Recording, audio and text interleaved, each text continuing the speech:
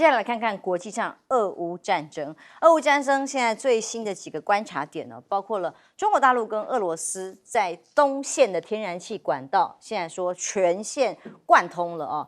这个天然气是在10月2号的管线贯通的，通过的位置呢，被说已经可以让大陆的东三省还有京津冀啊、长三角啊这些区域都可以有稳定的供应天然气，380亿立方米，4亿人会受惠，所以影响非常的大。这样子沿路过来，影响对于中国大陆未来天然气的稳定供应来讲，说是一大利多。但这个《华盛顿邮报》的报道说，中俄的合作呢，应对就是为了一个目的。万一有一天被西方制裁的时候，台海如果发生冲突，俄罗斯有潜力写在前面啊。他到乌克兰去攻打的时候，造成了西方的制裁跟围堵。那中国大陆可以怎么做呢？第一个看起来能源就是一个可能面对类似的惩处或者是围堵的时候可以做的一个避险机制。还有美俄的战机，有个新的消息说是在波罗的海这里发生的，居然在新闻出来说美国的轰炸机2架被这个俄罗斯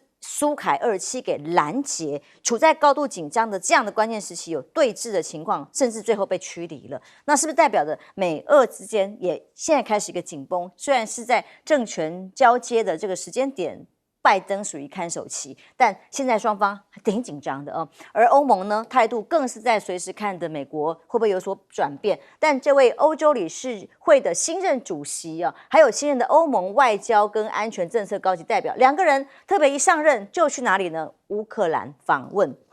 肩搭着肩，一直告诉他说：“乌克兰，我们欧盟会继续挺你。”但问题是，像这样的相挺，他说的传达讯息是希望乌克兰赢得这场战争。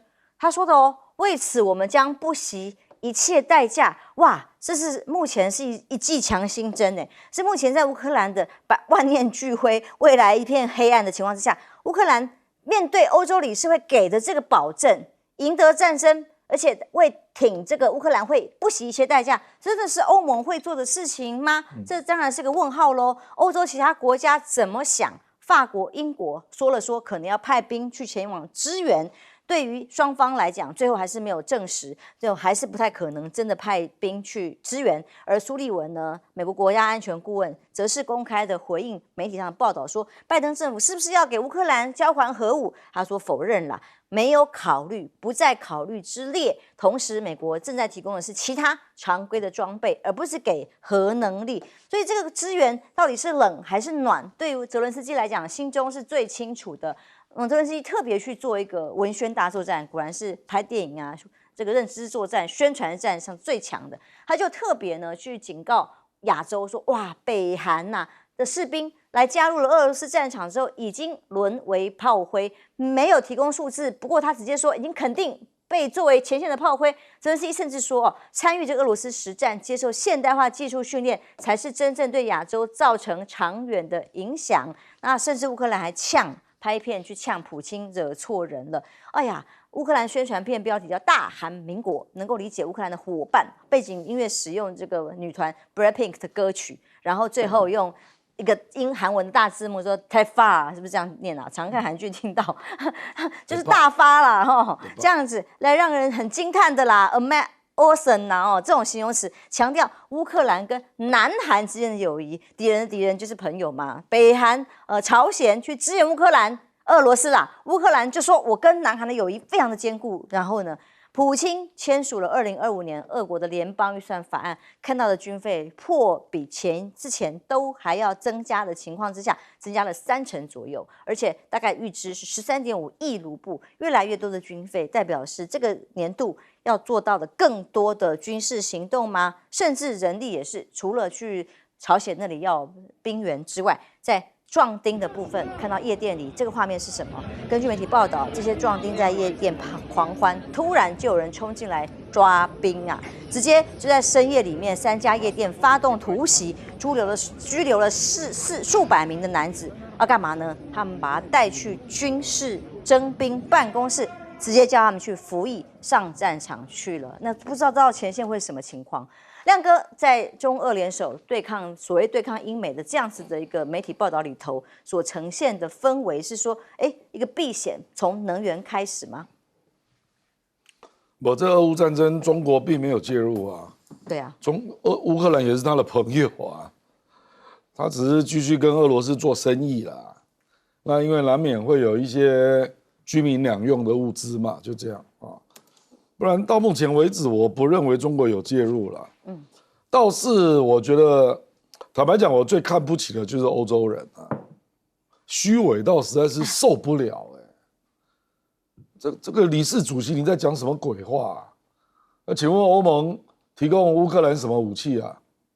英法说要提供那个暴风之影啊，30枚就可以打胜俄罗斯哦。我跟你讲，为什么那么少啊？因为一枚要77万英镑。美国提供那个陆军战术导弹 ATACMS， 美国给多少？给50枚。为什么？一枚要100万美元。所以我跟你讲，战争都是钱呐。我觉得最虚伪的就是欧洲人呐。你叫了半天，请问你给什么嘛？尤其是德国，德国是最有钱的。德国有一个叫金牛飞弹啊，那可以射500公里啊，你为什么不给？包衣坦克你有给吗？丢脸啊！我就最恨这种虚伪的国家了，只会那边讲大话啊！我觉得美国好歹还实实在在在支持乌克兰，虽然他现在也发现实在打不下去了啊。美国统计到现在，军援加金援总共给乌克兰将近2000亿美元呢，那实在是没有办法了。比如说你那个 ATACMS 这个陆军战术导弹，它现在还要限制你只能够打那个库斯克州啊，不可以打别的地方啊。为什么呢？因为你如果打到别的地方，俄罗斯会怎样？麻烦啊！你不知道啊。俄罗斯杀招很多的所以我坦白讲，这个局真的是有点卡住了啦。虽然泽伦斯基出来讲啦，说哎呀，你只要让我参加北约啦，那我愿意那个被占领的领土，我就暂时不要谈了。可是没有用啊。问题是你是以什么样的情况加入北约？他事实上并不是说我现有的领土加入北约啊，我是完整的乌克兰要加入北约啊。那这样就表示乌克兰跟俄罗斯有主权争议嘛，因为我的领土被他占领嘛。那参加北约，只要有主权争议就不能参加，所以就卡住了啊。事实上，那个塞尔维亚跟科索沃啊，还有那个黑山，波斯尼亚那边不是很乱吗？他们通通都不能参加北约，因为有主权争议啊。所以你这个也是卡住啊。然后俄罗斯也反对，俄罗斯他那个停火的前提就是你不能参加北约啊。所以我坦白讲，我现在真的是看不到一个头啦。我现在只看到拜登就希望撑到1月20号，那就要全部交给川普了啊。那他现在给的武器啦，虽然我刚刚看到苏利文也这样讲大话了，说我们所有的武器都要给乌克兰。苏利文你自己去看你的军火库里面还有多少陆军战术导弹好不好？美国的国防部长都公开承认 Austin 啊，说我们已经用到库存了，我们现在要调度资源都已经吃到本钱了，很累啊。然后苏利文在那边讲废话啊，这个苏利文也是有名的虚伪的就一样啦，他们都只会讲大话嘛，你实际上你给什么嘛？你现在有看到 F-16在乌克兰那个顿巴斯或者俄罗斯境内在开战吗？你有看到吗？为什么？为什么没有？因为俄罗斯说你用 F-16过来打，那我会怎么还手？你自己看着办。那我就不敢去啦，就是这样啊。然后你给他长城飞弹，结果只能够打库斯克，俄罗斯其他州都不能打，那这样怎么打？所以我觉得都是讲空话啦。那泽连斯基还要这样被骗，我有什么办法？这个就是一个悲剧啦，就是那个泽连斯基当年参战的时候怎么说的？他还学丘吉尔啊，跟我们台湾一模一样啊，说你面临战争跟屈辱，如果你选择屈辱，那战争完了之后你还是屈辱，你知道？就丘吉尔讲的嘛，丘吉尔就在反对绥靖嘛，在批评那个慕尼黑会议嘛，所以乌克兰面对了几次调停，他都反对啊，结果现在你的处境比当年人家调停的时候更糟糕，土耳其、以色列、德国、法国都试图调停啊，是谁拒绝了？就是你跟美国嘛。是，所以泽连斯基现在的处境，知道川普2.0未来可能面临的情况之后，碰到这个欧盟，哇，上任第一天就来2个官员给他说，我们等着你胜利的时候，应该觉得好暖，还是觉得很酸？到底是真的期待胜利，还是怎么回事？简老师，我觉得第一个就是这个卡斯塔，他这个葡萄牙这个总理，他做了一下来，马上就接这个欧盟的这个理事会的这个新的这个主席。那是不是一上来先讲2句漂亮话表示他是非常欧洲派的，然后来支持乌克兰？但我们都知道嘛，决定乌克兰能不能得胜，还是在乎美国嘛。那现在你今天欧洲讲的这个东西，也不能改变川普未来上台如果他今天不挺乌克兰的话，乌克兰的情况是绝对是很难的。我老早在2年多前我就开始战争的时候，我就说这个战争只有2种结束方式嘛，一个就是说今天打到俄罗斯很累，那签了和平协议是完全回到战争之前的状态，就是当然有2个状态，一个是克里米亚也算进去，一个是没有克里米亚，就是2月24号2022年2年之前还给乌克兰领土完整。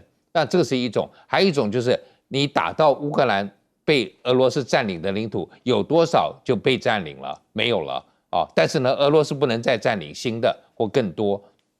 但从头看起来，俄罗斯可能就是在这个东部的这个4个省嘛，那他没有想要他可能有一些地方超过去，那将来也是做一些领土交换。所以今天泽伦斯基能够谈的就是说，好，我这4个我就认赔杀出了，但我不能再有。可是你不能再有，他又想说，如果我不能再有，我至少我未来的领土我要获得北约的保障。可是确实很难因为这也是和平的条件之一。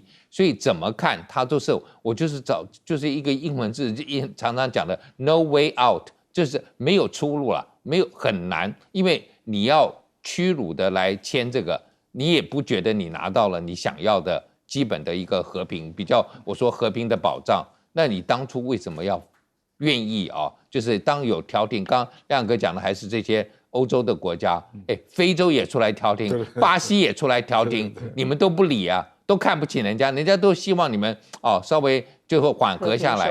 那我觉得有这种Global South 全球南方愿意出来，是一个比较中立的，那你应该要去考虑这个，但都不考虑，就等于是把所有的希望寄托在美国拜登的这个身上或者贺锦丽，结果一下变成川普了，你有没有预备好？如果川普底下的共和党全部都是变成是不愿意支持这个泽连斯基的，美国国会现在又在共和党掌握之下，你的方向，你的这个隧道之后的最后的曙光在哪里？我觉得看不到非常辛苦。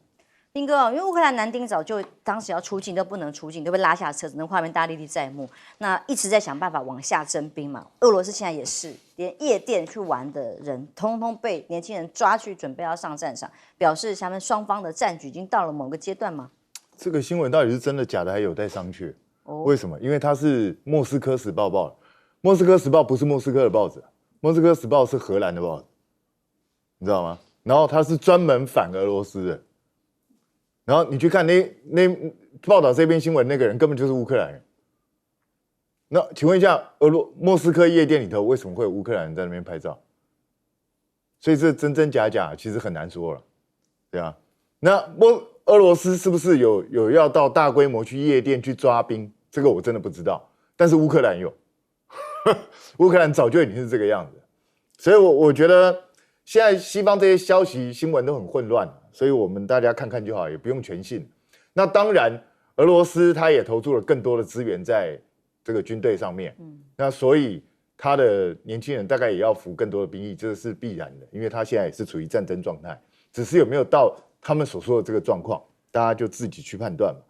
那我是觉得这个科斯塔很好笑，你讲的跟真的一样，我们希望乌克兰能够赢得这场战争，那你就不应该这样子去啊。你应该一去讲完，我们希望乌克兰赢得这场战争，接下来我们要给他多少美金、多少资源，给他多少坦克，派兵去进驻，对，就你要给他资源啊，不然你只是嘴巴讲一讲结束了。他不是说不惜一切代价吗？对啊，你不惜一切代价，那我就回家。是什么呢？你就这样子啊，我嘴巴不惜一切代价，所以这些都没有意义嘛。你讲那个半天，这只是一种态度展现，我们支持你啊，加油，就这样子而已。这跟啦啦队的差别是什么？没有什么太大差别。然后你说英法现在开始大辩论哦，要不要直接派兵去乌克兰呢？现在才考虑啊？3年呢？你不要唬人了啦！你们这故意摆姿态，你们根本就不可能会派兵啦，因为英法自己心头都很清楚嘛。你们只要派兵去乌克兰，那就是跟俄罗斯全面性开战了，就是这样子啊。那就准备大家迎接第3次世界大战，就这么简单的一件事嘛。大家都知道摆明了，所以不要在那边装嘛，装这个没有用的啊。然后苏利文我觉得那个什么把核武器交还给乌克兰，根本就是个假议题。我不知道为什么要吵这么多天，怎么可能会有这种事？那个是他去除核武化是30多年前的事，他武器早就没了，好不好？1994，对啊，真的30年前的事情，你现在来跟我讲这些有的没的，怎么可能留下来嘛？美国也不可能提供他核武嘛，美国提供他核武，干脆美国自己上算了，不是吗？你提供他核武干什么？对，所以也是认知作战而已啊。本来就是说而已。我跟你讲，现在他们为什么要放出这么多消息来？目的只是就在拖时间、拖台前。在我看来，就是拜登政府尽量要让第一个要让泽连斯基拖下去，第二个要把乌克兰搞成一个更大的烂摊子，然后就看你川普怎么收拾而已。在我看来就是这样，乌克兰就白死。拜登卸任倒数做的事情也是真的很忙，但是这件事情是让大家最惊奇的，他直接宣布特赦，就在他儿子即将被判刑之前，用他仅存的现在的这个权利说，签署了对儿子 Hunter 的特赦的赦免令，希望国民理解我作为父亲以及作为总统为何有此决定。本来有最高刑期25年的刑期，当场全部被特赦掉了，让川普呢也立刻这个痛批说这个是滥用权力在护航自己的儿子，因为先前他曾经多次在选前公开保证过，我绝对不会特赦我的儿子，结果选输了，而且贺锦丽出来的，他直接就这样做了。其他的一般民众，其他的父亲，难道只有他一个父亲儿子有官司吗？那其他的父亲又作何感想？拜登卸任前还做的事，他到非洲去访问。那被说前2天我们有来宾觉得他很守信用啊，至少当初的承诺做到啦，哦，好像是也是严老师认为的。那他说这一次呢，目的呢有一些计划要执行，包括了铁路，包括了分散中国大陆对于非洲重要矿产的高度掌控。也要对于安哥拉拜登这里的访问，对罗必多走廊跟美洲的竞争，在非洲这个路线上面，希望造成影响。但现在还能够有多少影响呢？当然就是个问号喽。那中国祭出的是零关税，对于所谓的建交里最不发达国家，如果在经济这个发展跟繁荣度上还有待的提升的话，他们愿意用零关税来协助。那么这样的话，进口到中国大陆去的产品呢，33个非洲国家啦，其他的人均国家的总收入只要低于1018美元，就成为一个最大的获利者，看起来非常的利多啊。所以以至于非洲的工商联盟秘书长才会一直不停的讲，接下来呢，跟这中国大陆的合作会越来越密切，也是他们开通了通往世界的大门。中国大陆看来最近的多方结盟，几乎除了 APEC 上面一天见6个国际元首，那最近一直有国家的元首去访问中国大陆，柬埔寨参议院主席、尼泊尔的总理，那甚至中亚5国分别都去了啊。德国外长接下来12月2号、3号也在访问中国大陆。这位外长贝尔伯克访华呢，受到了高度关注因为德国的立场到底是什么？当然，在欧盟全面要对于中国大陆可以高关税车子的这个电动车的部分呢，他的说法是将会直面中德之间的主要分歧，包括电动车、俄乌战争关键问题。这一个礼拜，开启礼拜1开始的访华之行呢，也要跟外长王毅举行会谈，我们都已经看到画面了。到底会不会特别的为电动车开一个德国不同的规格或者是策略？不知道。但福斯汽车德国车厂12月2号开始罢工了，被说是6年来最大规模的罢工，反对不管是关闭部分的厂房啊、减薪1成的建议啊，没办法呀，因为营收不如过去啦，那又面对电动车高关税等等的事项。竞争力已经大幅的下滑，而被形容叫做德国处于十字路口，整个经济衰退、政治的崩溃，都对于执政当局产生了非常大的影响。尤其德国啊，本来是5%的能源都要靠俄罗斯的，那结果现在呢，不但是地缘政治少了依赖，那又单靠美国的施压要跟中国脱钩的话，几乎财政上面临的入不敷出的大挑战，甚至军事支出要是增加42%。才会让整个政经动荡的情况，德国恐怕面临着难以承受的负担。亮哥，现在看看拜登就把儿子特赦掉了。我觉得拜登这个事情啊，等于是提醒川普啦，说总统权力记得使用到最后1分钟。事实上，美国总统本来就是在卸任前那1、2个月啊，大部分都在拟特赦名单了啊。那最有名就奥巴马嘛，啊，克林顿啊。克林顿那时候特赦了一个那个 Mark Rich， 那个引起非常非常大的争议啊。不管了啊，反正这是他的权利啊。可是特赦自己的儿子，我不知道这有没有给川普灵感啊？以后我可不可以特赦我自己啊？真的。现在大概请司法部研究一下啊，我以后可不可以特赦我自己？现在做什么都可以。这个，不过我知道那个美国有一些联邦的检察官。对川普的某些案子已经撤案了，豁免权本身就有的。不是那个，他是撤案，豁免权是暂时不审。他说理由被恐吓了，被恐吓。那川普可能有别的手段了啊。不过我坦白说了，拜登跟川普也差不多了。川普刚任命他的岳丈去当法国大使，对不对？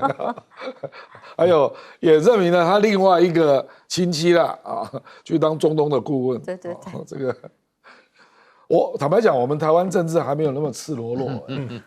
而且川普这次的内阁一大堆都是佛罗里达州，都是州级的，直接变成部长。对。这难以想象啊！不管了哈，反正50步笑100步了，两个都差不多。怪不得那个大陆叫川普叫川建国了。这个川普这种搞法我是难以理解的，不过就是这样了啊。那至于这个我们说多方在结盟，我坦白说了，我认为未来恐怕进入川普时代，这个因为我不知道川普得罪范围要有多大了。看起来是全面开战他会不会像慈禧这样，像全世界都开战啊？因为他那天对墨西哥跟加拿大也开征25%，这两个都是他的自由贸易区的啊，还没上任就几乎宣布自贸区冻结了，这已经是无法无天了，没有经过商量我就先冻结了，而且要加税。这个坦白讲，我读美国的政治的历史，我真的还没看过这种例子。而且还是他自己新改的这个自由贸易区。了不起是你宣布说我希望重新商量，我有一些新的条件，希望重新讨论，你就直接就把它停了，直接要加税。你想一想，如果连加拿大你都可以加25%，那哪一个国家你惹不起啊？加拿大就算他最铁哥们的，对不对？那中国大陆算是他最大的对手，不管是铁哥们对手都一样。那其他国家，我看台湾大概也逃不掉了。台湾就是也是10%起跳，听说30%，会不会到20或30，就看你的表现。是啊，我觉得他现在都是这种手法啊。所以简单一句话就是，川普的美国没有朋友了。他不要朋友，对不对？自己好就好。我觉得那个讯息就非常清楚。如果连加拿大都这样处理，那谁会是你的朋友呢？对不对啊？所以，那这个当然就倒过来了。就像中国大陆可不可以反向来扮演稳定的因素了啊？那中国大陆就要反向，就要更加改革开放，更愿意开放内部市场。那变成所有的人都愿意来跟你交朋友。这个有时候就要看，双方是不是都走到本来极限，走到那个反方向去了啊。是。那我觉得目前确实有一些迹象，中国大陆是倾向要单边开放哦，因为它要缓和那个贸易战的冲击嘛。你看零关税都来了嘛，所以孤立主义对上多元结盟、多方结盟，哇，这个落差。休息一下，马上回来。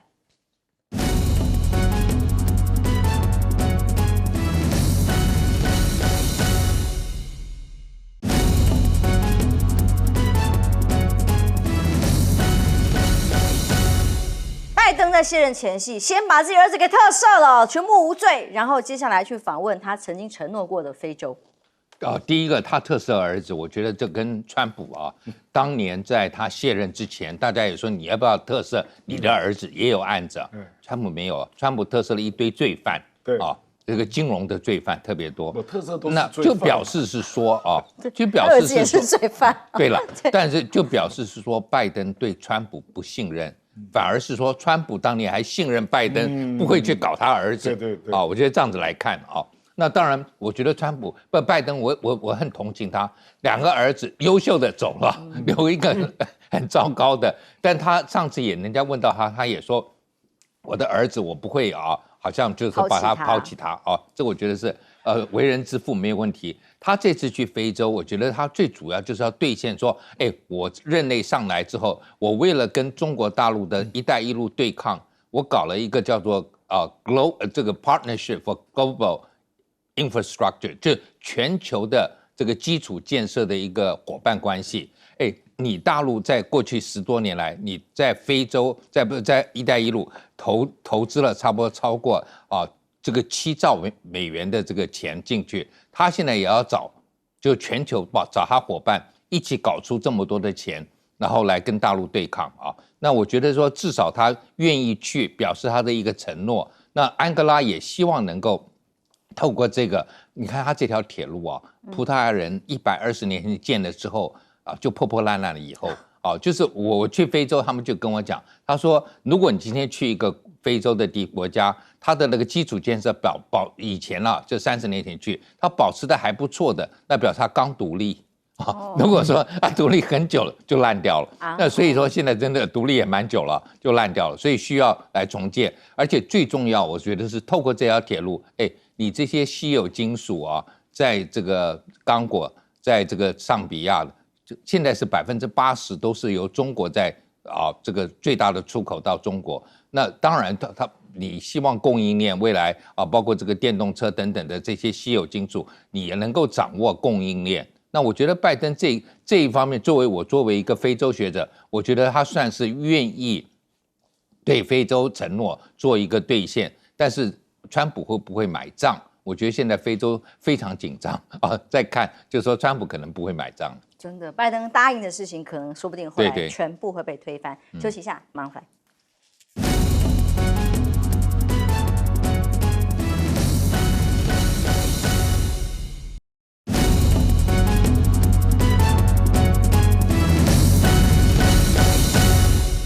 要因应川普的回到白宫呢，德国的做法很有意思。他除了要先跟普京通电话，然后也派了这官员陆续去访问中国大陆，意在如何？老实讲，德国现在面临当然非常艰难啊。那这个贝尔伯克虽然现在到中国大陆去，可是他是有名的对中鹰派，他是绿党的。那他到底能够谈出什么东西来，真的很难说。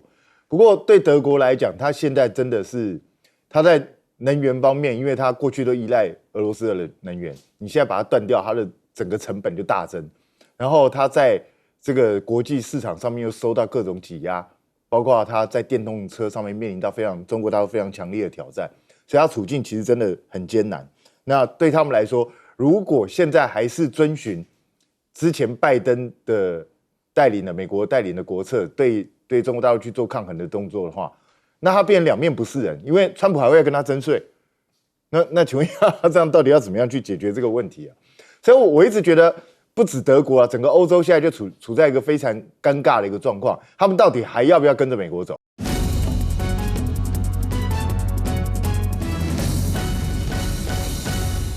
观众朋友平安，欢迎收看 TBS 新闻大白话，我是王浅秋。首先介绍这一节跟我们去讨论最新国际及国内话题的来宾，第一位是耶鲁政治学博士郭正亮亮哥，大家平安。资深媒体人谢寒冰，主持人好，大家好。政大国关中心兼任研究员严正生老师。主持人好，各位观众大家好。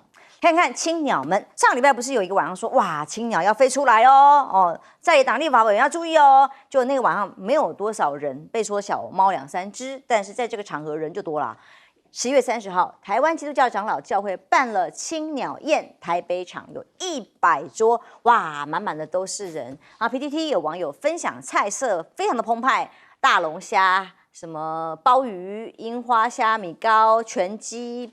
佛跳墙什么都有，那乌鱼子还有很有意思，他们说这个布丁啊，绝对不能统一布丁，一定要别的布丁。好，那这个价格呢有分 A、B、C、D 一餐，总之呢有1桌3万的，有1450的，那台派站出来的，那也有这个一餐有史书华请客的，每个人都还有纪念品，厉害了啊！据说当中还有所谓困难组我不知道会有什么安排，是不是只有被高级，我也不知道，还是有人认桌让大家来吃。这里的人潮可就多啦，因为过去民团说2000青鸟要上街反修法，结果现场看出来被说，哎呀，根本没有人嘛，这个是没有好好的号召吗？还是真的是打工的人不够等等的？但没有大餐，青鸟就不出来吗？乌克兰惊爆20万逃兵，这个新闻包括要把征兵的年龄往下降哦。那现在是外媒都要报道防线溃散的状况，跑的跑，甚至这个有一些民兵啊，也因此不愿意上前线去战争的时候，结果青鸟只想吃半桌吗？PTT 上讨论是这样，乌克兰都快投降了，没有人觉得很讽刺吗？整天在那里骂俄罗斯，说要跟民主联盟站在一起的青鸟，却在现在乌克兰需要外援的时候，计划着吃宴席，这就是民主阵线吗？你投降，我吃大餐。那么民进党消灭的也还不只是这个要蓝营在野党哦，白营不遗余力。被说3巨头啦，在民众党里头，柯文哲现在还在押，都已经剃头了。那黄国昌现在是主要攻击的目标，但黄珊珊，奇怪，总是相对的比较安全吗？例如昨天看出来的新闻是，民众党的创党员老大跟蔡壁如同个时期的这位老朱慧荣党员。在节目上面讲了，他说他去被检察官调去约谈的时候呢，去说明看到检察官手上出示的资料，他觉得柯文哲死定了等等，他这些说法其实充满了担心，结果立刻就被攻击嘛。那党内还把他直接说要处分，因此他跳出来说他们直接退党哦。那各种绿营的攻击、侧翼的攻击更是多，尤其是针对黄国昌，那甚至王义川不是经济法院要针对黄国昌而来嘛？相对于此，黄珊珊相对是不是安全很多啊？同班同学，他的同窗大学同学，现在要当司法院长，感觉问难张文珍那应该被提名啦，现在他要审查啦。他特别讲啊，虽然都是我的同学，但与有荣焉，不过还是要无私无我，该怎么审就怎么审，不会因为有同学就放水吗？赖清德还特别举这个林玉敏啊、陈杰宪为例啊，不要让台湾队的大法官止步在立法院，说他就台湾队。大法官反正都是我们台湾队，不要让非台湾队的给处理掉了吗？亮哥来看看这个青鸟们，哇，吃得很好啊！我这个其实我们一般是说啊，做成了某件事来庆功嘛，对不对？那他这个是因为动员不到人，所以用这个，怕以后没人要来是吗？而且坐满了也只有1000人啊。1000人其实不多现在吃人嘴软，以后我们出来，你就要站出来。我知道了，这个东西会，坦白讲，这个会形成群众的门槛而且坦白说了，这个上次那个既然教会拿东西出来这边烤肉啊什么的，那也只是一个点缀嘛，因为方方面面都有提供嘛。那上次的人潮好几千人拿各种物资的，对不对？好几千人那现在我真的想不出这个动员的逻辑是什么了，因为一般是说选赢了庆功或者某个游行结束了慰劳，那这是什么？这个是明天才要对蓝白做包围嘛，那结果今天确保人数，青鸟会飞出来，怕人太少啊，然后他吃完了就要这边过夜，是不是？有这种交换条件吗？吃了就不要跑，这样。我这个有点诡异啦，因为立法院坦白讲，那个动员都是早上5、6点之后才开始嘛，而且我讲白了啦，你动员再多人也没有用啊，重点还是内场啊，不然你要冲吗？你要冲场吗？民进党是执政党啊，你要冲吗？我也不认为民进党敢让他们冲啊，所以我真的不知道这是要干什么啦，因为蓝白就是如果内场民进党不是用肢体冲突，你也挡不住啊。比如说上次那个财政收支划分，他不是这样出去了，那现在他是用那个法案冷冻1个月嘛，对不对？我认为这个也是一样啊，你选罢法，然后怎样？你也没有办法阻止啊，你还是要靠民进党在内场用各种肢体来做阻挡嘛，不然基本上还是会过啊。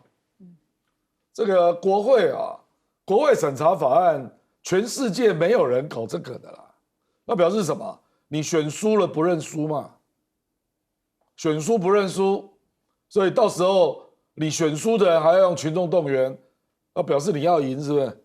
赢，请你下次再选嘛，就下次立委选举你再来选啊，不然这是什么？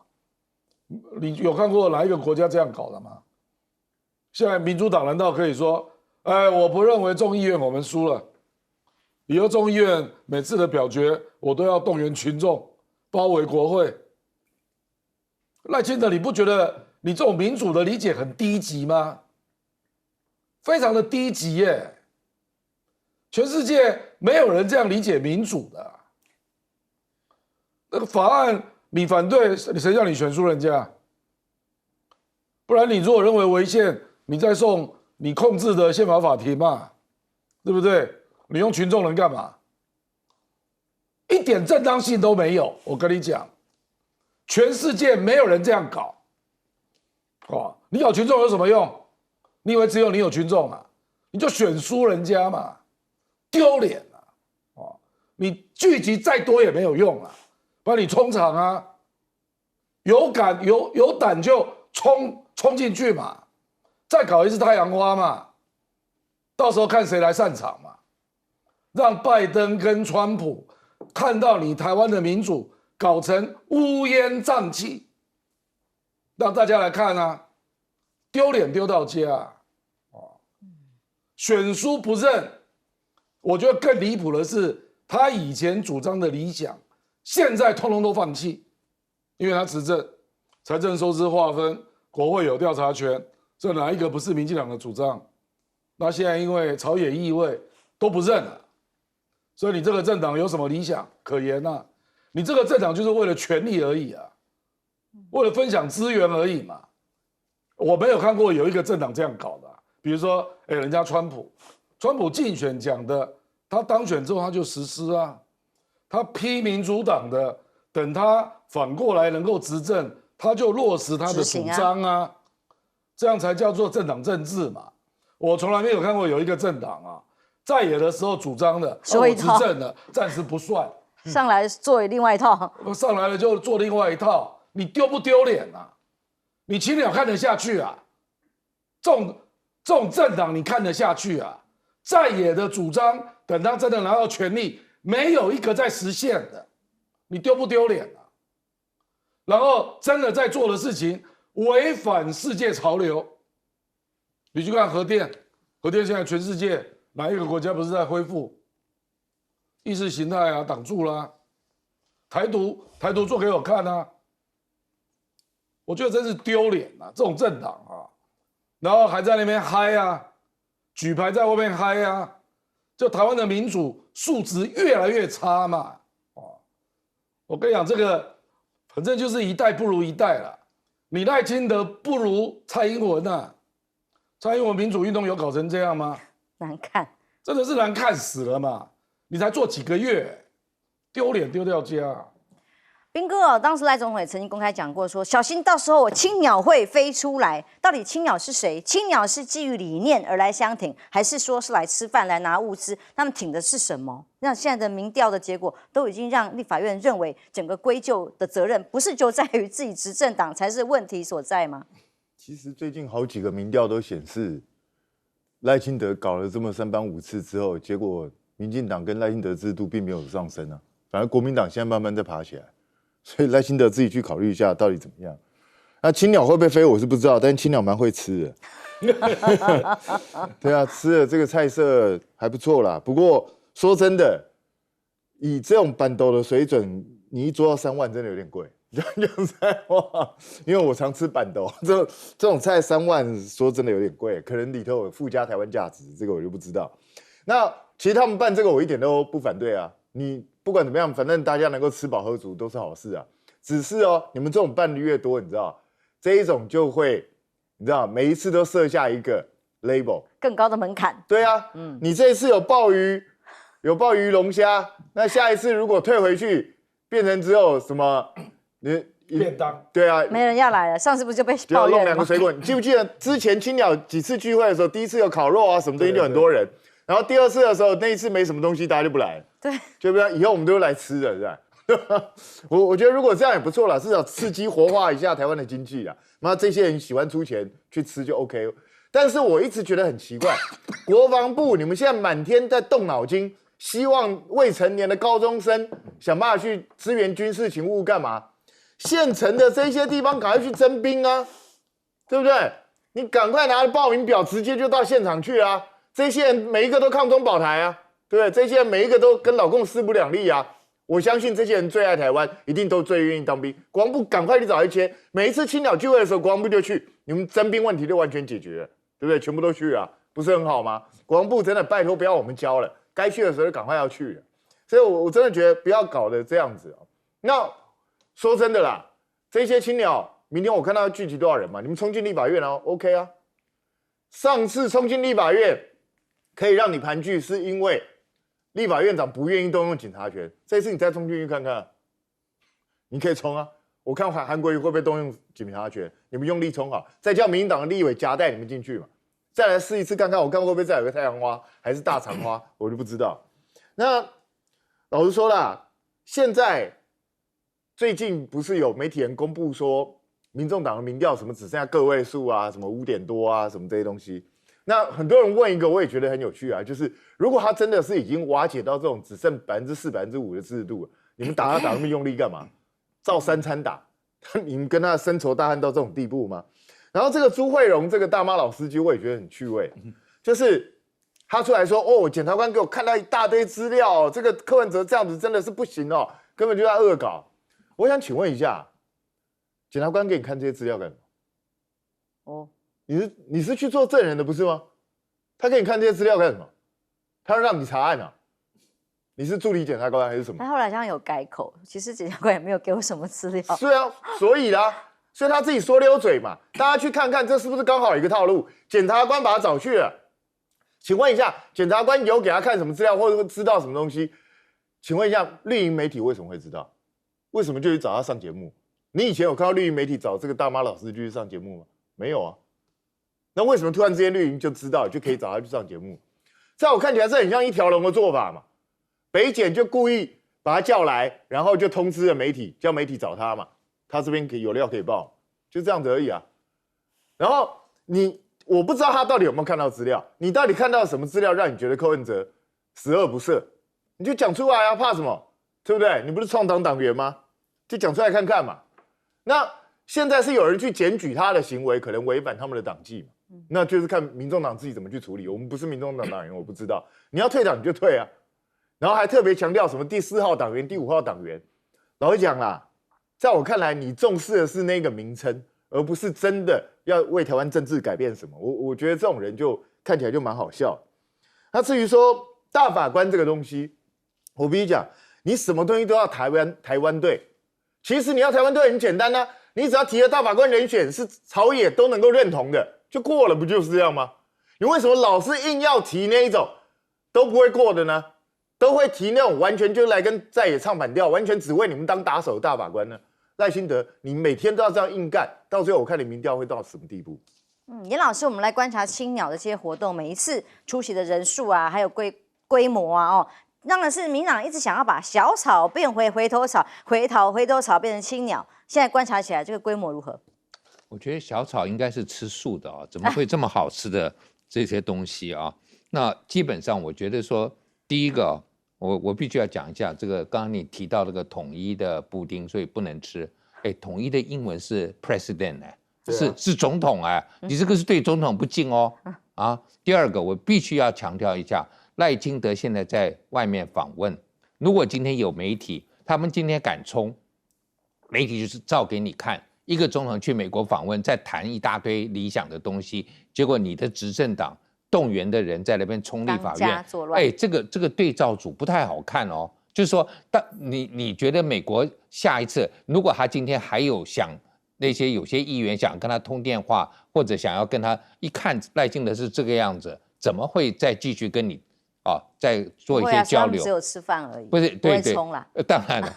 好，如果是只有吃饭，那就刚才亮哥讲的，我这个很同意啊。你就搞一个1000人的门槛了以后，那是不是还有哦？我今天就说，我今天愿意出这个钱去吃，吃不到怎么办？会不会有吃不到的情形？那吃不到的，是不是就表示说我不在这个里头？那还有一大堆人，他会不会今天不出钱愿意出去动员的？那我觉得这整个的这个，我是觉得蛮可惜，就是很滑稽的一个动员方式啊。因为讲真的，认同你理念的人，你吃这些东西，吃完以后肚子不会好的，怎么能帮你再跑呢？这个吃完以后真的是我觉得不是很好。那我必须要提一下这个有关这个创党元老朱惠荣这个事情啊。如果说我们以前都没听过他，那他是不是现在他也没有在民众党里头有特别的一个职务，让他对整个的事情了解？为什么要检察官要传讯他？我还是不太清楚。就是你要传的相关证人，今天也2度传唤了蔡壁如。不，蔡壁如当然是比较有，他们是同期的，是，我也知道这样而已。不是你只能这样讲，因为蔡壁如还是权力核心啊。我觉得朱惠荣不是嘛。那如果他不是，你现在传他干嘛？然后传完以后，忽然发现他在绿营的节目出现了，我觉得这个是非常诡异的一个状况。就是你传一个没有在这个整个我们讲说柯文哲的弊案当中有很大的角色的人，那你为什么要去传这样的一个？然后出来以后，居然就开始放这些消息。我常常在节目上讲，我希望我们的检察官稍微有一点机良，好吗？不要走政治的路线啊！这是我一直希望我们的这个司法界，就是法律其实是最高的原则，不要再被政治所利用。而且如果今天我这样讲，再讲一次，检察官如果今天不走政治路线，没有升官，你的薪水有少吗？有特别少，只有那个主管加级没有而已嘛。检察官还是很不错的一个待遇，我觉得不需要为那一点点东西折腰，我们真的叫折腰。我觉得现在看到检察官就是这样。